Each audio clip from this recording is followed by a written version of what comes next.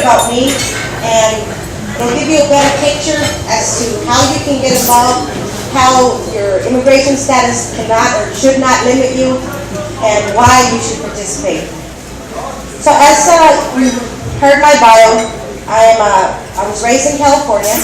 I was brought to the United States when I was 4 years old, so I grew up in California.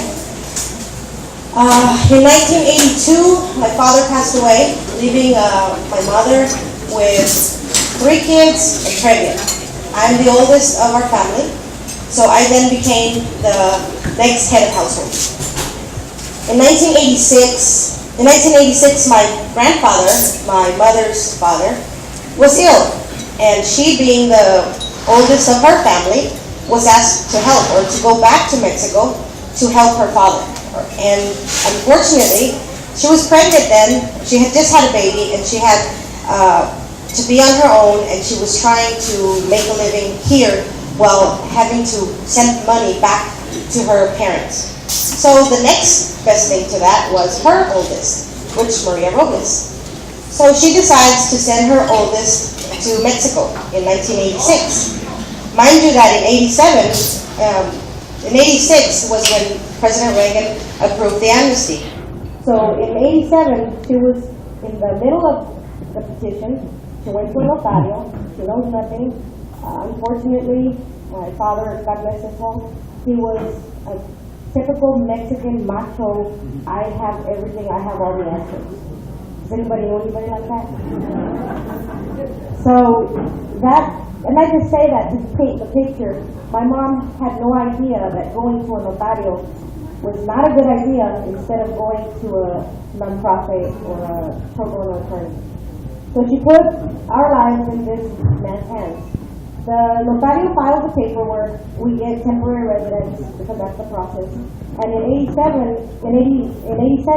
my mother is asked to send either herself or somebody to help my grandmother. My grandmother and my grandfather lived in a ranch, an urban, far away from the nearest hospital. You had to travel by bus for about an hour and a half to get there. So it was a challenge to get him there because he was partly immobilized from his left leg. So that meant that she needed to send some help. So she sent me. I was there for 11 months, and I was there. Mind you, the process in the petition is still moving. The notario never tells her that anything's wrong. He continues to file all the paperwork. They filed the petition for my sister, my mother, and myself. And their paperwork or their process continues. They go from a temporary resident to a permanent resident, and they adjust, and they're fine 2 years later. While Maria's paperwork, Maria goes back at age 11, comes back almost 12 years old, and I just go with the flow.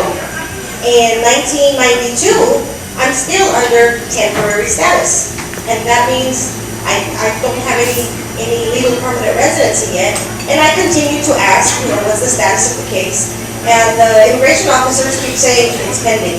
So for about 5 years, they continue to extend that another year. So at one point in late 92, I get a letter that says notice of intent to terminate status. And I'm 16, 17, and I said, what's this? I don't know.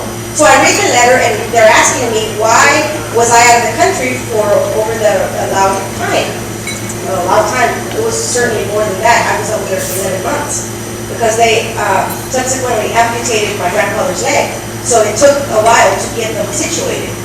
So I sent over the proof from the doctors and affidavits and everything you want under the sun, and I had to wait 2 more years. And I get a letter back saying, I'm sorry, that wasn't an emergent reason.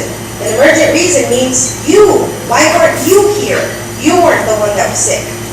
So then they say, well, as always, you can file an appeal. I go to the Capitol, Sacramento. I find who I thought was a good lawyer, pro bono. I'm 16. I don't know. I'm just trying to do as much as I can. She files the appeal and requests a copy of the FOIA, and I continue to get extensions of my temporary status. So as I continue to go to extend those temporary statuses, in one of those occasions, I hand over my temporary status and say, I I need an extension. Have you guys decided anything? They said, no. As a matter of fact, who gave you this card? 245I. I said, you guys did. Well, you have the wrong one. I said, huh? They said, yeah, you're not supposed to have the ability to travel back and forth. You're under review yet, still. I said, well, you guys gave it to me. So they take that away, so now it's corrected, and now I only have a temporary status with no rights. I can't go back to Mexico, I can't do anything other than stay here and wait. So I'm 16, it doesn't matter, I go find that attorney, I trust that she's gonna file the appeal, which doesn't go well. In 96, when I go to try to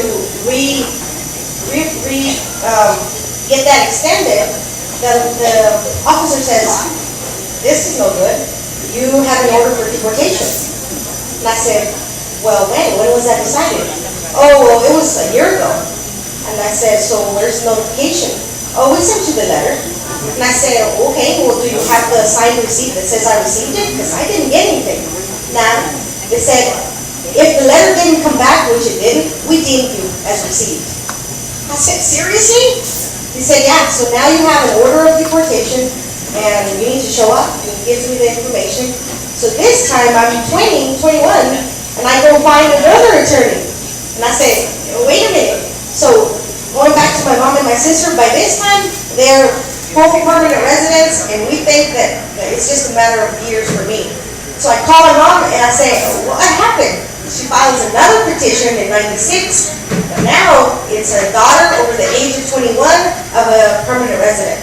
So there's a line for decades. And so I get in line. Luckily, there's something called back then, Family Unity Program.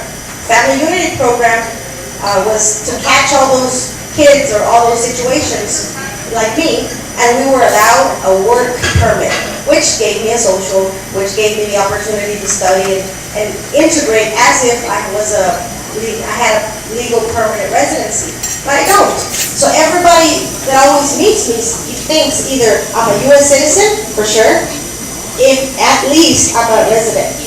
But I tell you all this to tell you, there's cases like me all across the United States that are in limbo. So everybody asks me, so you're here legally, right? I say, well, I guess, because my order of this deportation is suspended, and I have a work permit that I have to apply every 2 years. I have to apply and pay fees and pray that it gets approved. But this is happening. It doesn't just happen to one person. There's many people under the Family Unity Program. And so when we hear all these immigration reform, and when Senator Cornyn unfortunately only wants to give us permanent residency, to somebody in my shoes, I say, where else am I a citizen of? This is where I grew up. This is my country. And so that's why it's so important, and that's why I'm so adamant about getting out to the community and making them see. That's my story, and I'm fortunate enough and blessed by God that says, I don't have a problem, quote unquote, because I can work, I know the language, I've studied, I have a good job. What about the other people that they're under that program, but their social security card says not valid for work? I've been waiting for over 26 years. When those people say, the other side says, well, why don't you come here legally? And why don't you get in the back of the line? I'd like to say, sir, can you show me where the line is and when it starts and when it ends? Because I've been there through it twice, and I'm still waiting. So with all that said, unless anybody has any questions. Any questions for Mrs. Robles?